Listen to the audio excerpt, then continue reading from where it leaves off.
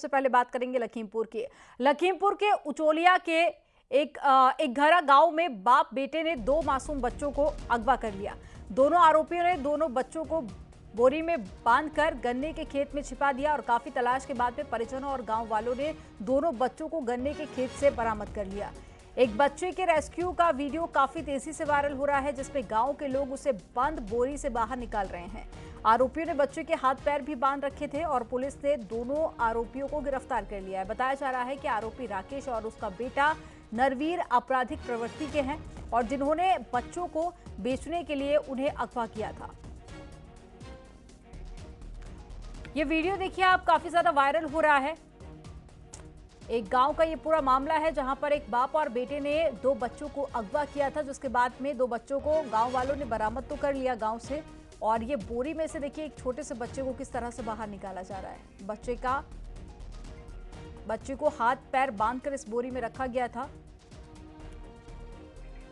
और ज्यादा जानकारी के साथ में मनोज जुड़ गए हैं। मनोज, क्या है ये पूरा मामला और साथ ही क्या आरोपियों को पुलिस ने गिरफ्तार कर लिया है? खीरी के उचोलिया थाने का मामला है। एगर गांव का मामला है जहां पर 2 बच्चों को आंगनबाड़ी में जब वो गए थे, आंगनबाड़ी से अपने घर वापस आते उसी समय गांव के ही पिता पुत्र ने उनका अपहरण कर लिया था। अपहरण करने के बाद बच्चों को बोरी में बंद करके गन्ने खेत में छुपा दिया था। जब परिजनों की चीज की बच्चों के गायब होने की जानकारी मिली तो परिजन गांव के लोग इकट्ठे होकर बच्चों को ढूंढने लगे। उसी दौरान ग्रामीणों को एक बच्चा गन्ने खेत में बोरी बंधा हुआ मिला और एक बच्चा कुछ दूर पर बैठा हुआ मिला था। इसको लेकर गांव वालों ने एक पिता और पुत्र को मौके से पकड़ा है और उसको पुलिस के हवाले कर दिया है। कहीं ना कहीं जो ये दोनों पिता पुत्र पकड़े गए थे, जो पिता था इनका अपराधी प्रवृत्ति का था और तांत्रिक भी बताया जा रहा है। कहीं ना कहीं आशंका ये भी जताई जा रही है कि नरबली के लिए भी इन बच्चों को शायद इन पिता पुत्र ने अपहरण किया है। और दूसरा, पुलिस ने इन दोनों गिरफ्तार किया। पुलिस ने आशंका जताई कि ये पिता पुत्र बच्चों को बेचने के लिए ले जा रहे थे। कहीं ना कहीं दिल दहलाने वाली घटना जरूर हुई है।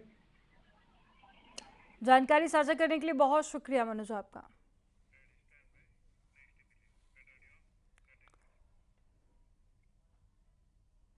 और अब खबर वाराणसी से है, जहां एक बार फिर से धरने पर बैठे हैं आईआईटी और बीएचयू के छात्र। छेड़खानी मामले में गिरफ्तारी ना होने पर नाराजगी देखी जा रही है। आईआईटी बीएचयू डायरेक्टर ऑफिस के बाहर में छात्र यहां पर प्रदर्शन कर रहे हैं और देखिए ये तस्वीरें भी आपको दिखा रहे हैं। देखिए किस तरह से डायरेक्टर ऑफिस के बाहर में कई सारे स्टूडेंट्स बैठे हुए हैं और नाराजगी खासा देखी जा रही है। छेड़खानी का ये पूरा मामला सामने आया था, जिसके बाद में आरोपियों की गिरफ्तारी ना होने पर छात्रों में नाराजगी है और काफी लंबे समय से ये लोग धरने पर बैठे हुए हैं।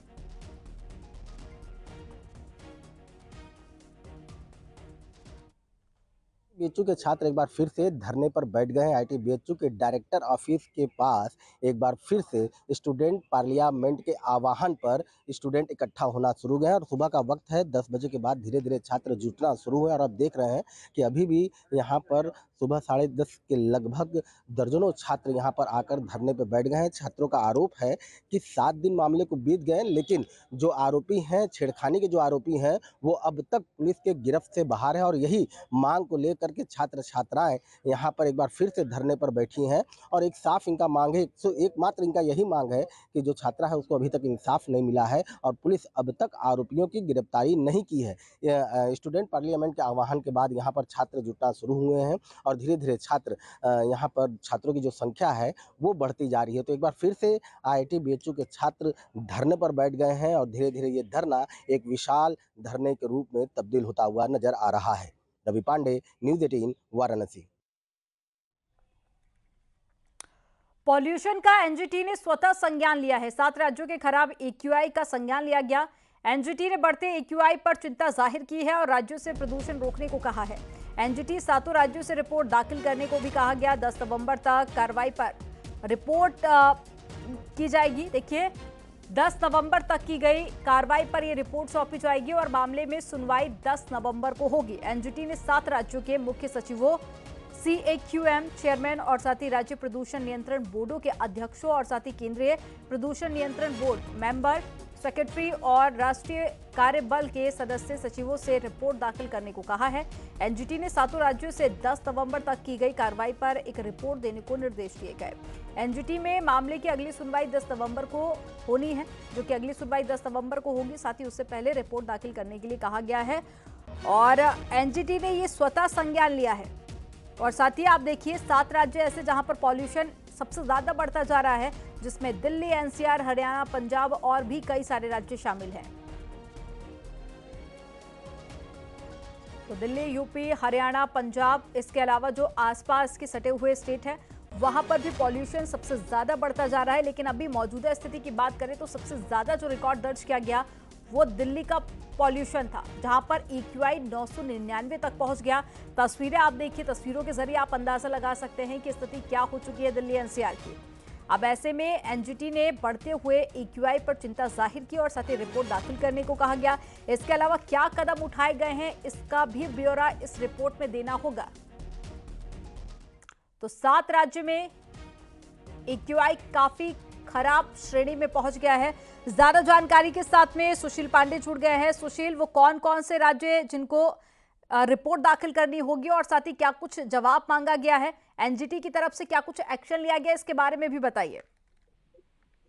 देखिए, सातों से राजधानी दिल्ली में लगातार प्रदूषण का स्तर बढ़ा हुआ है। इसको लेकर फिलहाल एनजीटी ने स्वतः संज्ञान लिया है। 7 राज्यों से फिलहाल सुप्रीम एनजीटी ने जवाब मांगा है और ये पूछा है कि प्रदूषण को कम करने के लिए उनकी तरफ से क्या कदम उठाए गए हैं। 7 राज्यों में जो फिलहाल जवाब मांगा गया है उसमें पंजाब, हरियाणा, दिल्ली, उत्तर प्रदेश, राजस्थान, मध्य प्रदेश, ये तमाम ऐसे राज्य हैं जो एनसीआर को कवर करते हैं और यहीं से फिलहाल एनजीटी ने जवाब तलब किया है। हालांकि एनजीटी की तरफ से कहा गया है कि जो फिलहाल प्रदूषण को कम करने के लिए इन तमाम राज्यों के अधिकारियों के बीच बैठक हुई है, उस बैठक को लेकर क्या कुछ फिलहाल हल निकला है और अभी तक प्रदूषण को कम करने के लिए इन तमाम राज्य सरकारों के द्वारा क्या कुछ उचित कदम उठाए गए हैं। एनजीटी ने मामले की सुनवाई के दौरान आज कहा कि जिस तरह राजधानी दिल्ली में स्थिति बहुत गंभीर श्रेणी में बना है, इसकी जिम्मेवारी राज्य सरकारों की है। ऐसे में दिल्ली सरकार पर जोर देते हुए ये सवाल एनजीटी ने दिल्ली सरकार से पूछा है कि आखिर बढ़े हुए प्रदूषण स्तर को कम करने के लिए दिल्ली सरकार की तरफ से क्या कुछ कदम उठाए गए हैं। डस्ट पोल्यूशन और स्मॉग टावर को लेकर भी जानकारी मांगी गई है। तो अब देखना बेहद अहम होगा कि जब 10 नवंबर को इस पूरे मामले में सुनवाई होगी तो तमाम राज्य सरकारें अपना क्या कुछ जवाब देती हैं। लेकिन कहीं ना कहीं अब एनजीटी, जो कल सुप्रीम कोर्ट के आदेश के बाद अब एनजीटी भी प्रदूषण पर सख्त हो गया है और साफ तौर से प्रदूषण के बढ़े हुए असर को लेकर तमाम राज्य सरकारों से जवाब तलब किया है। बिल्कुल सुशील, ये तभी स्पष्ट हो पाएगा कि राज्य सरकारों की तरफ से, अधिकारियों की तरफ से क्या कुछ स्पष्टीकरण दिया जाता है। जानकारी साझा करने के लिए बहुत शुक्रिया आपका।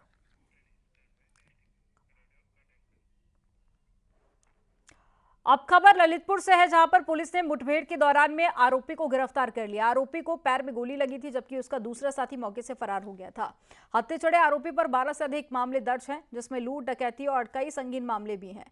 बताया जा रहा है कि कोतवाली ताल बेहट पुलिस की ग्राम खांदी के सुनाई नहर के पास में बदमाश संतोष यादव से मुठभेड़ हो गई थी पुलिस की, और पुलिस ने उसके पास से तमंचा, कारतूस और बाइक भी बरामद की है।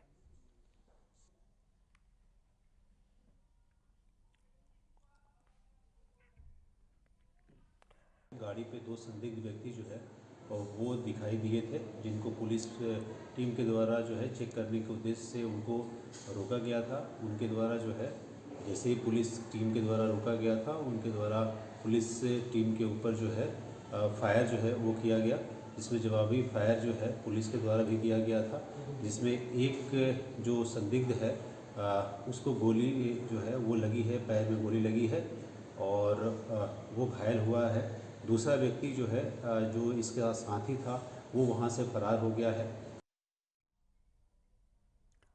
फिरोजाबाद में खाद्य सुरक्षा और औषधि विभाग की टीम ने गांव पोहड़ा में नकली देसी घी बनाने वाली एक फैक्ट्री को पकड़ा है।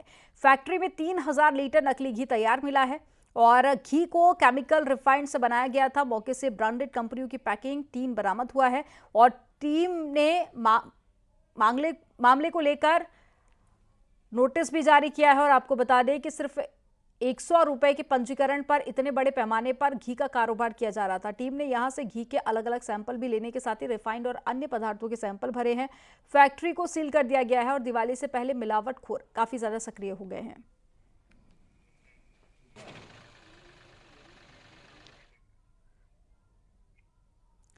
मेरठ में आवारा कुत्ते के काटने से 11 साल के मासूम ने तड़प तड़प कर दम तोड़ दिया।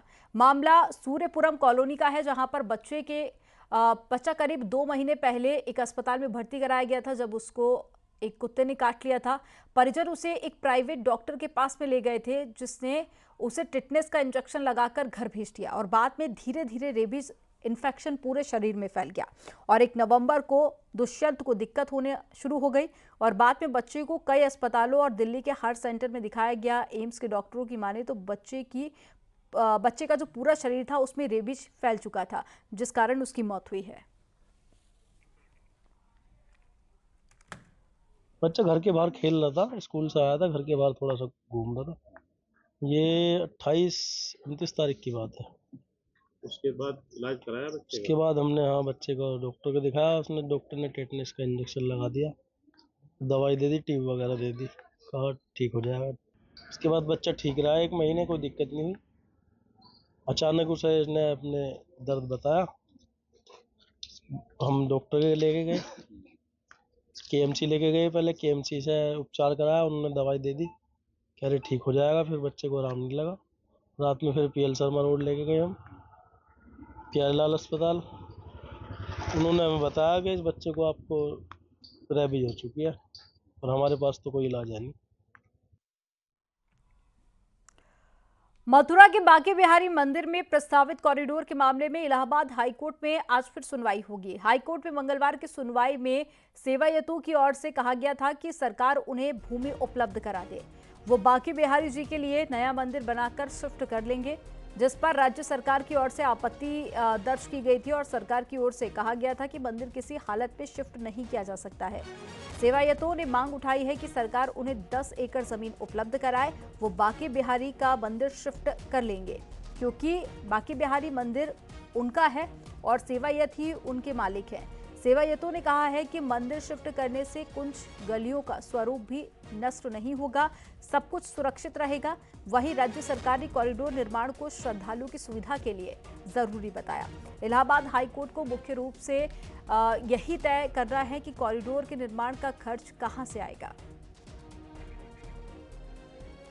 क्या है बांके बिहारी कॉरिडोर विवाद, वो आपको बताते। देखिए, श्रद्धालुओं की सुविधा के लिए कॉरिडोर का प्रस्ताव आया था और राज्य सरकार ने कॉरिडोर के लिए खाका तैयार किया। 5 एकड़ में कॉरिडोर बनाने का प्रस्ताव बना है। मंदिर के चढ़ावे से कॉरिडोर बनाने का प्रस्ताव रखा गया। मंदिर के सेवायतों ने प्रस्ताव का विरोध किया और सेवायतों का कहना है कि सरकार खजाने से खर्च करे। मंदिर प्रबंधन ने सरकार के फैसले पर हाईकोर्ट में अपील की और आज हाईकोर्ट में बांके बिहारी कॉरिडोर पर सुनवाई होनी है।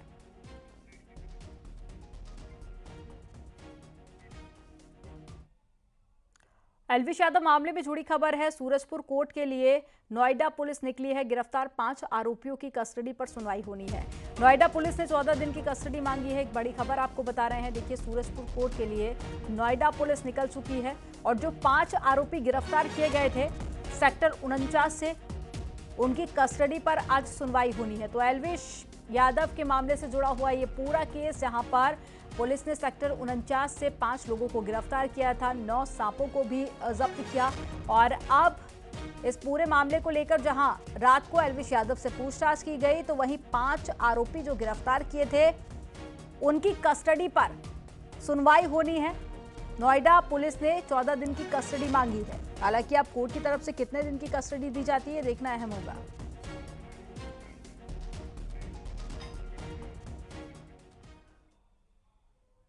नोएडा पुलिस ने एलविश यादव से देर रात पूछताछ की। बताया जा रहा है कि पुलिस ने एलविश यादव को पुलिस स्टेशन में बिठाकर करीब 3 घंटे तक पूछताछ की और इस दौरान कई सवालों की बौछारें की। आपको बता दें कि नोएडा में रेव पार्टी करने और उसमें विदेशी लड़कियों को बुलाने और नशे के लिए जहरीले सांपों के जहर का इस्तेमाल करने के मामले में एलविश यादव समेत 6 नामजद और कुछ अज्ञात के खिलाफ सेक्टर 49 थाने में मामला दर्ज किया गया। जानकारी ये भी सामने आई कि मंगलवार देर रात एलविश यादव नोएडा पुलिस के सामने पेश हुआ और एलविश यादव मीडिया से बचने के लिए गुपचुप तरीके से पुलिस स्टेशन में पहुंचा और एलविश यादव से सेक्टर 20 थाने में तकरीबन 3 घंटे तक पूछताछ चली और इसके बाद में एलविश को पुलिस ने जाने की इजाजत दे दी।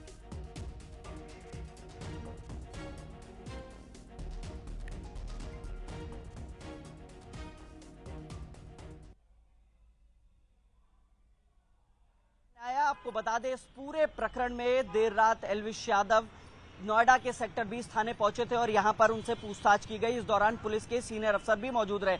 जिस तरीके से नोएडा पुलिस ने नोटिस इशू किया था, नोटिस इशू करने के बाद एल्विश यहां पर पहुंचे थे और इस समय हम थाने में ही मौजूद है। आपको बता दें कि पुलिस के सीनियर अफसर मौजूद रहे।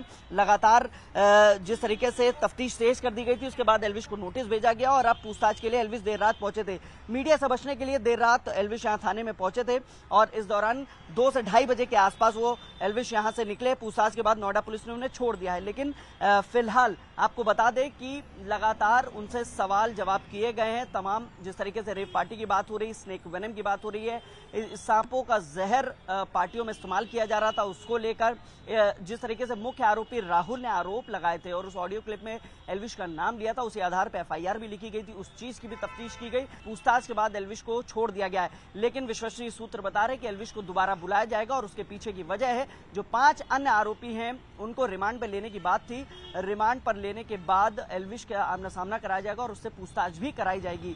फिलहाल मुख्य आरोपी सहित जो 4 अन्य आरोपी हैं जो सपेरे पकड़े गए हैं, उसको लेकर जो है तफ्तीश तेज कर दी गई है, उनसे भी पूछताछ होगी। दूसरी तरफ एल्विश यादव जो लगातार इस पूरे तफ्तीश में एक अहम कड़ी है, उसको भी आमना सामना कराने की बात सामने आ रही है। फिलहाल ये जांच अभी आगे तेज बढ़ रही है और देखना होगा आने वाले वक्त में क्या कुछ निकल के आता है। कैमरामैन संजीव के साथ हिमांशु शुक्ला, न्यूज़ 18 नोएडा। यहां पर वक्त हो गया एक छोटे से ब्रेक का। आप देखते रहिए न्यूज़ 18।